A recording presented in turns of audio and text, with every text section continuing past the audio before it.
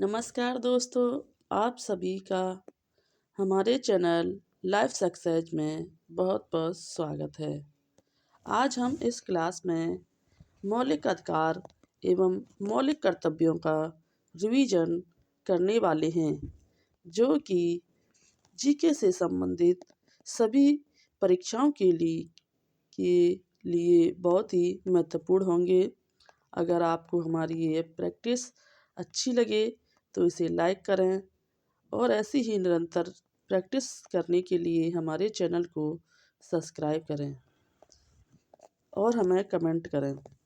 चलो तो शुरू करते हैं कि भारत पूर्ण संप्रभु लोकतांत्रिक गणतंत्र कब बना था। नंबर ए 26 जनवरी 1949 को। नंबर बी 26 नवंबर 1951 को। नंबर सी 26 नवंबर 1930 को। नंबर डी 26 नवंबर 1949 को। तो भारत पूर्व संप्रभु लोकतांत्रिक गणराज्य कब बना था? तो यह बना था 26 नवंबर 1949 को। भारत पूर्व लोकतांत्रिक गणराज्य बना था।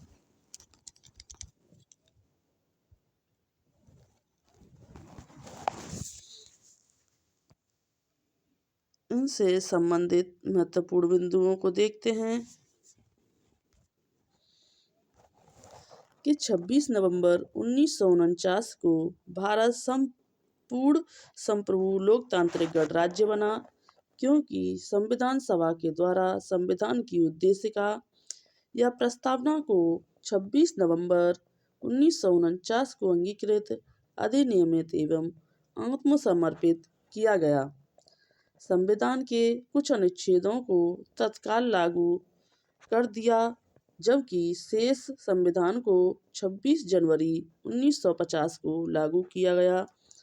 अतः संविधान के पूर्णतः लागू होने की तिथि 26 जनवरी 1950 है। अगला प्रश्न देखते हैं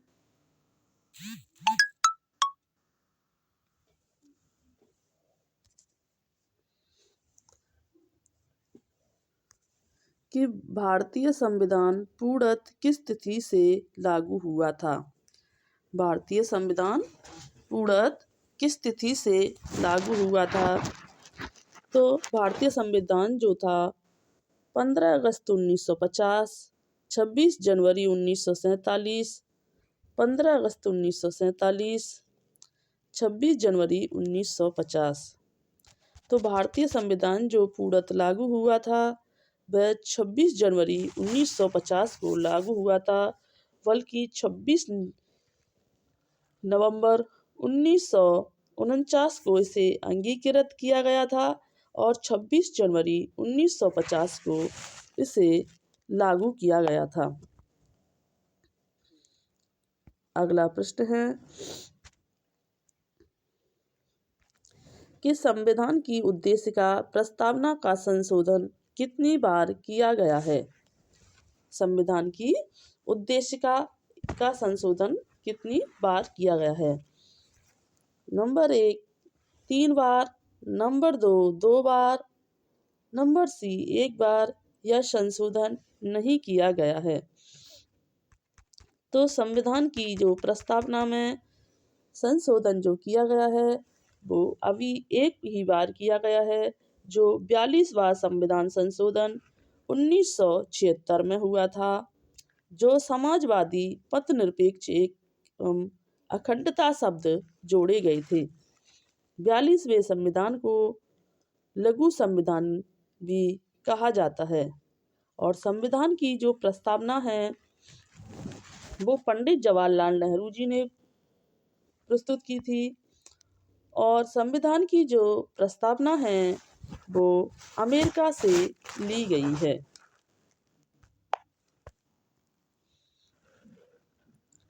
अगला प्रश्न है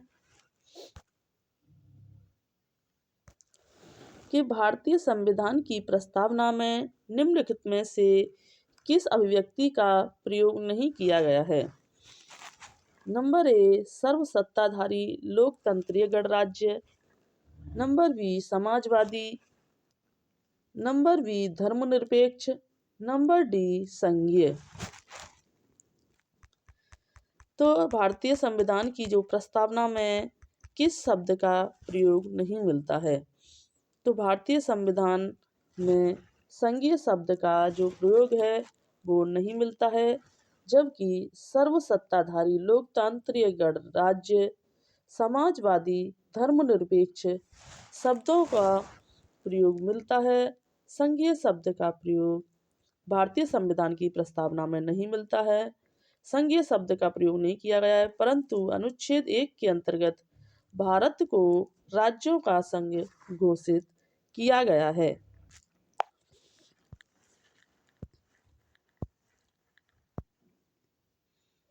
अगला प्रश्न है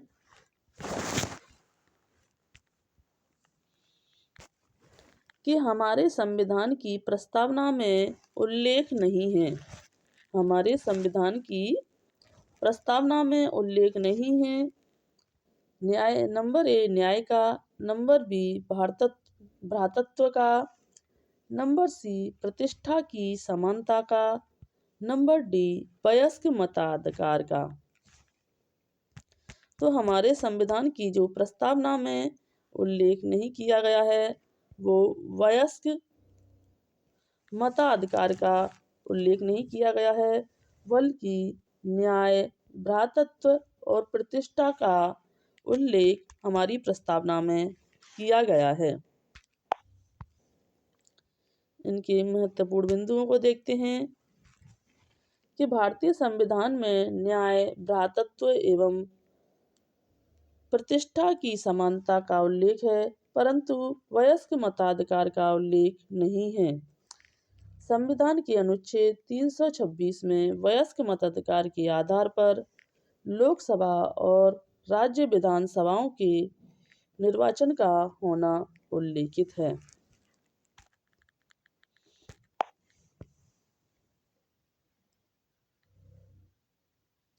अगला प्रश्न है कि संविधान के निर्माताओं के मनोभाव और आदर्श प्रतिबिंब होते हैं। नंबर ए मूल अधिकार, नंबर बी राज्य के नीति निर्देशक सिद्धांतों में, नंबर सी उद्देशिका में, नंबर डी मूल कर्तव्यों में। तो भारतीय संविधान के निर्माताओं के जो मनोभाव और आदर्श जो प्रतिबिंब होते हैं वह उद्देशिका में होते हैं। किसमें? संविधान के जो निर्माताओं के जो भाव हैं और आदर्श हैं वह जो उद्देशिका में प्रस्तुत होते हैं या प्रतिबिंबित होते हैं। तो हमारे जो भारतीय मूल अधिकार हैं वह अमेरिका के संविधान से लिए गए हैं। यह भाग 3 में वर्णित किए गए हैं। राज्य के नीति निर्देशक सिद्धांत जो हैं ये आयरलैंड से लिए गए हैं और यह भाग 4 में वर्णित हैं। मूल कर्तव्य जो हैं यह रूस से लिए गए हैं और भाग 4A में वर्णित हैं। पहले इनमें 6 मूल अधिकार हुआ करते थे, 10 मूल कर्तव्य हुए थे, लेकिन वर्तमान में इनमें 11 मूल कर्तव्य माने जाते हैं और 6 मूल अधिकार माने जाते हैं। अगला प्रश्न है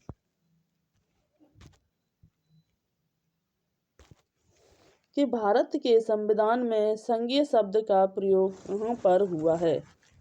भारत के संविधान में संघीय शब्द का प्रयोग कहाँ पर हुआ है?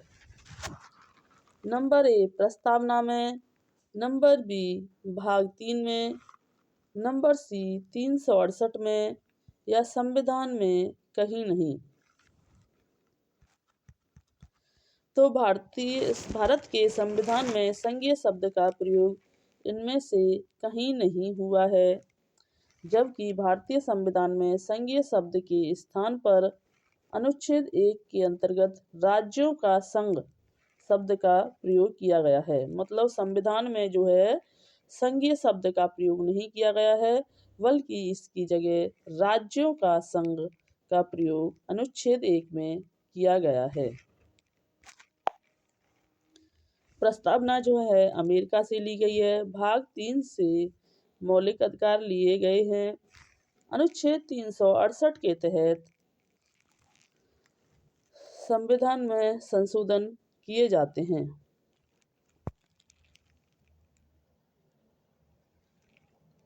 अगला प्रश्न है कि भारत के संविधान में भारत को किस रूप में वर्णित किया गया है? परिसंघकल्प, एकात्मक, राज्यों का संघ या परिसंघ? तो भारत के संविधान में जो है किस भाग में वर्णित किया गया है? तो भारत के संविधान में भारत को राज्यों के संघ में वर्णित किया गया है। किसमें? अनुच्छेद 1 में भारत को राज्यों का संघ कहा गया है,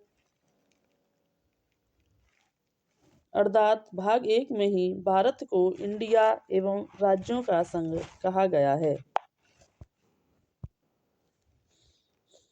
अगला प्रश्न देखते हैं कि भारतीय संविधान के अनुच्छेद 1 में यह घोषणा की गई कि इंडिया अथवा भारत है। तो यह जो घोषणा की गई थी यह राज्यों के संघ अनुच्छेद 1 में की गई थी कि इंडिया अर्थात भारत है।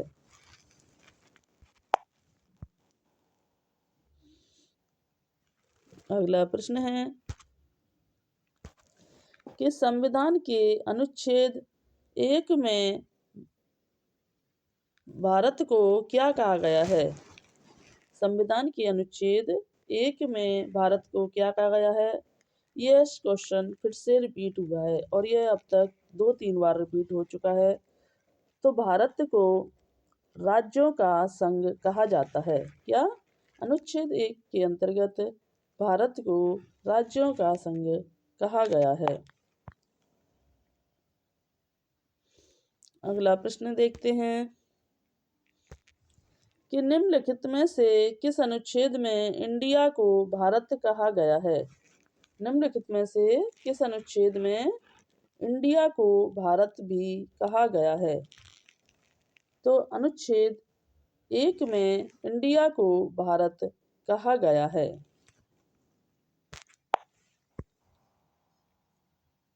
अगला प्रश्न है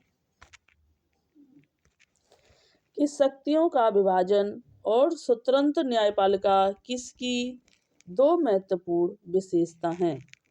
शक्तियों का विभाजन और स्वतंत्र न्यायपालिका किसकी दो महत्वपूर्ण विशेषता हैं? नंबर ए, सरकार का लोकतांत्रिक स्वरूप। नंबर बी, सरकार का संघीय स्वरूप। नंबर सी, सरकार का समाजवादी स्वरूप। नंबर डी, सरकार का एकात्मक स्वरूप। तो शक्तियों का विभाजन और स्वतंत्र न्यायपालिका किसकी दो महत्वपूर्ण शक्तियां हैं? तो यह सरकार का संघीय स्वरूप। क्या है? सरकार का संघीय स्वरूप इसकी महत्वपूर्ण विशेषता है।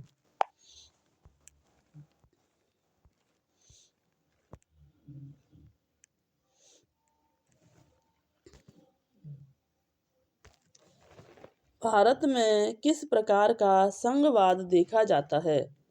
भारत में किस प्रकार का संघवाद देखा जाता है? नंबर ए, साथ आकर संघ बनाना। नंबर बी, संघ बनाकर राज्यों का गठन करना।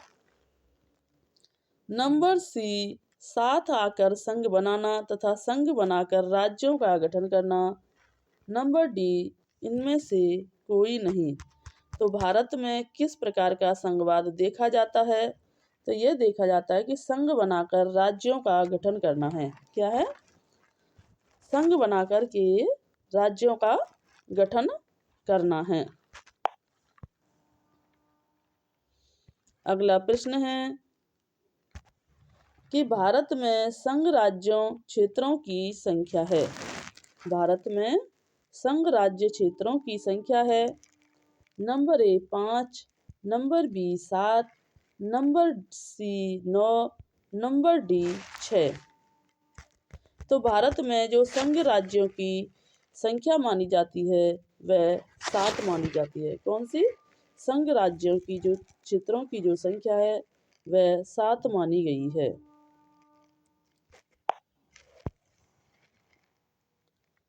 अगला प्रश्न है कि भारत में कितने राज्य हैं?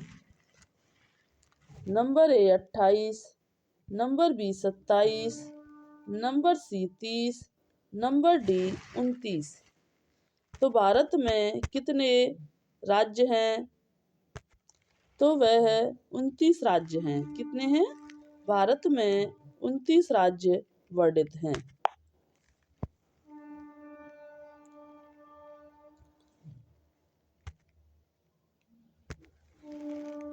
लक्काद्वीप, मिनिकॉय और अमीनी द्वीप का नाम बदलकर लक्षद्वीप किस वर्ष में संसदीय अधिनियम द्वारा किया गया था?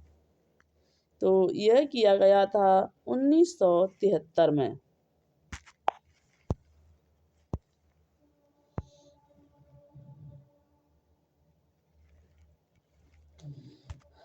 अगला प्रश्न है कि संघ राज्य क्षेत्र में निम्नलिखित में से क्या शामिल नहीं है? Number 1 Jammu Lakshadweep, number B Andaman Nicobar, number C Jammu Kashmir, number D Delhi. तो इनमें से जो शामिल नहीं माना गया है वो जम्मू कश्मीर को इनमें से शामिल नहीं माना गया था। अगला प्रश्न है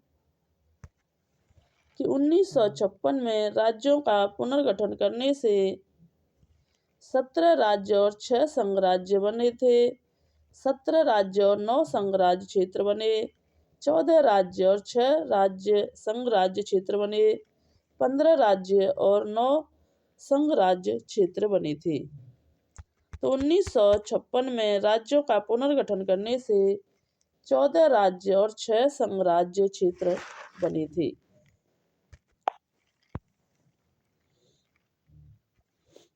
अगला प्रश्न है कि निम्नलिखित में से कौन सा राजनीतिक अधिकार नहीं है?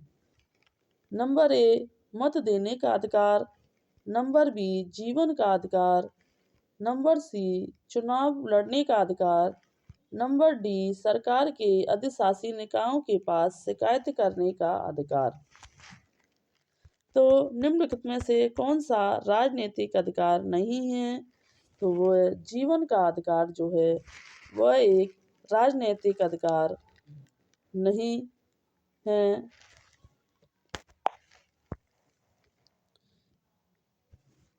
इनके बारे में कुछ विशेष देखते हैं कि जीवन का अधिकार अनुच्छेद 21 प्राण और दैहिक स्वतंत्रता का संरक्षण के तहत एक मौलिक अधिकार है। विकल्पों में दिए गए अन्य अधिकार राजनीतिक अधिकारों में सम्मिलित हैं। तो जीवन का अधिकार जो है वो एक राजनीतिक अधिकार नहीं है, क्योंकि जीवन का अधिकार जो है एक मौलिक अधिकार माना गया है। अगला प्रश्न है कि निम्नलिखित में से किस सन में भारतीय नागरिकों के मौलिक कर्तव्य संविधान में शामिल किए गए थे? निम्नलिखित में से किस सन में भारतीय संविधान के मौलिक कर्तव्य संविधान में शामिल किए गए थे? 1952, 1976, 1979 या 1981। तो निम्नलिखित में से किस सन में भारतीय नागरिकों के मौलिक कर्तव्य संविधान में शामिल किए गए थे? तो यह 1976 में शामिल किए गए थे 42वें संविधान संशोधन के तहत। तो आज की क्लास को हम यहीं समाप्त करते हैं। अगर आपको हमारी ये क्लास अच्छी लगी हो तो इसे लाइक करें, सब्सक्राइब करें एंड कमेंट करें। धन्यवाद।